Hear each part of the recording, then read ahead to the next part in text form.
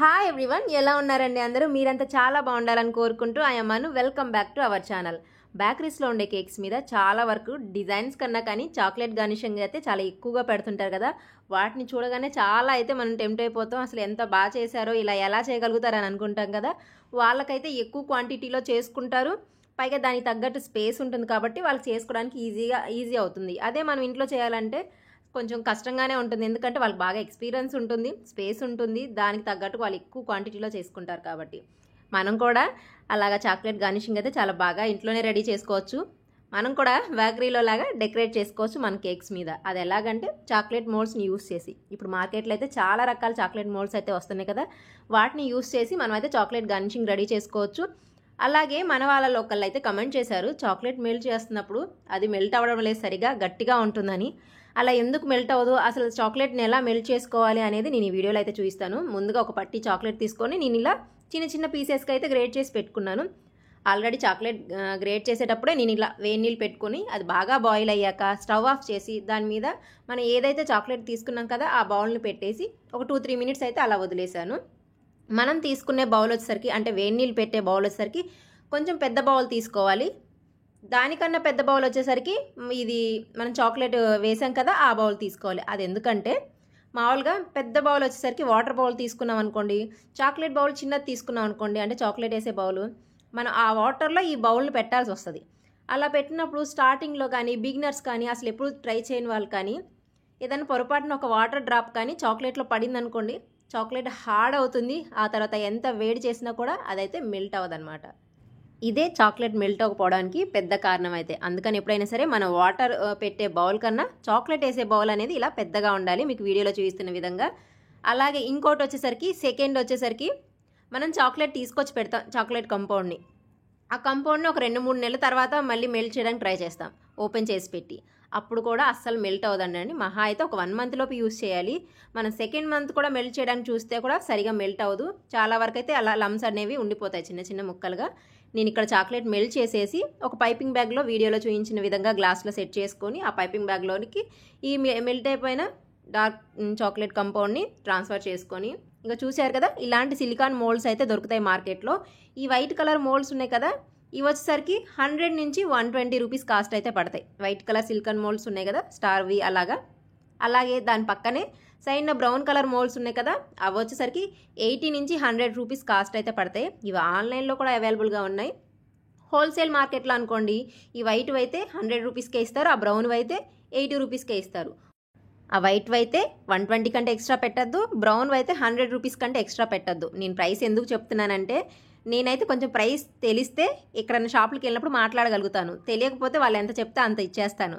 అలాంటి వాళ్ళు ఎవరైనా ఉంటారని వాళ్ళ కోసం అయితే నేను ప్రైస్ చెప్తున్నాను. ఇలాగా పైపింగ్ బ్యాగ్లో వేసుకొని మనం స్ప్రెడ్ చేయడం వల్ల చాలా ఈజీగా స్ప్రెడ్ అవుతుంది. ఒక చోట ఎక్కువ ఒక చోట తక్కువ లేకుండా నీట్గా అయితే స్ప్రెడ్ అవుతుంది. ఇలా మనకి ఎంత కావాలో అంత చాక్లెట్ని ఫిల్ చేశాక చక్కగా ట్యాప్ చేయాలన్నమాట. ట్యాప్ చేస్తే ప్రతి కార్నర్లోకి అయితే చాక్లెట్ వెళ్తుంది.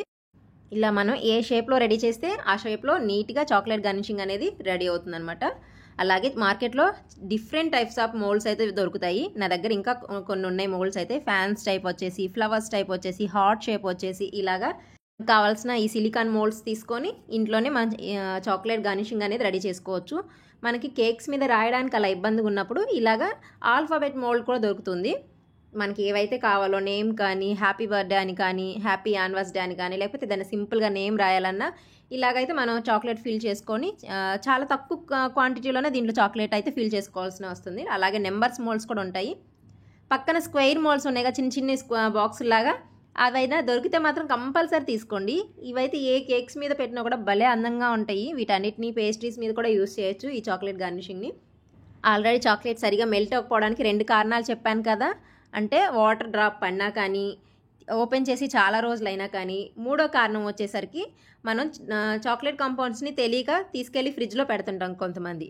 ఫ్రిడ్జ్లో పెట్టి ఆ తర్వాత మెల్ట్ చేయడానికి ట్రై చేస్తాము. అసలు ఎంత వేడిగా ఉన్నా మీరు రూమ్ టెంపరేచర్లోనే పెట్టండి కానీ ఫ్రిడ్జ్లో అయితే పెట్టద్దు.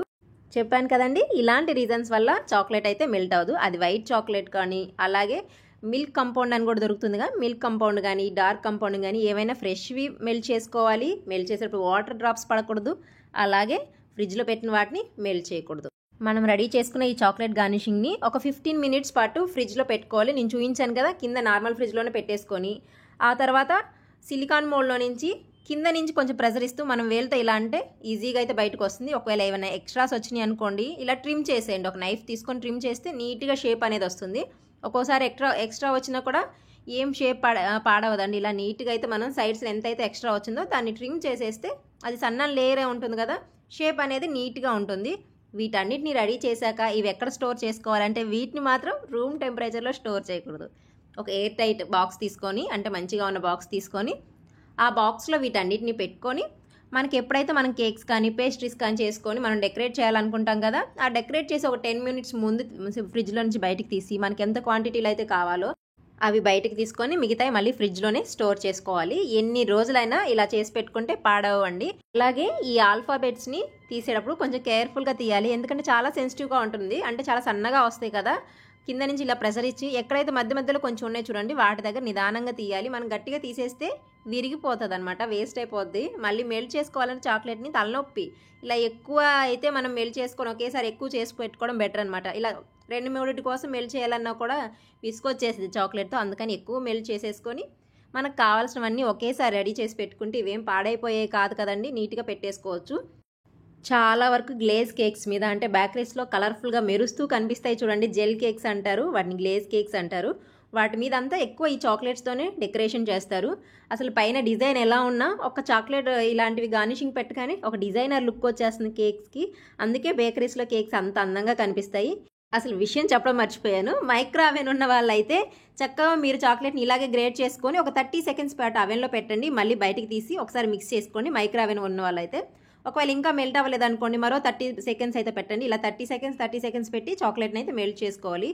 మనం ఈ మోల్డ్స్ని యూస్ చేశాక చక్కగా వేడి నీళ్ళలో డిప్ చేస్తే ఎక్స్ట్రా ఏమైనా చాక్లెట్స్ ఉంటే అదంతా కూడా క్లియర్ అయిపోయి క్లీన్గా అవుతుంది. తర్వాత మనం కొంచెం ఎండకి ఆరబెట్టేసుకొని నీట్గా ఆరాక స్టోర్ చేసుకుంటే సరిపోతుంది. చాలా ఈజీగా కూడా క్లీన్ చేసుకోవచ్చు ఇలాగా. ఈ వీడియో అయితే మీకు నచ్చింది అనుకుంటున్నాను. వీడియో నచ్చితే తప్పకుండా లైక్ చేయండి. మన ఛానల్ కొత్త అయితే వీడియోస్ నచ్చితే సబ్స్క్రైబ్ చేసుకోవడం మాత్రం మర్చిపోమాకండి. Thank you for watching. మళ్ళీ కలుద్దాం మరో వీడియోలో.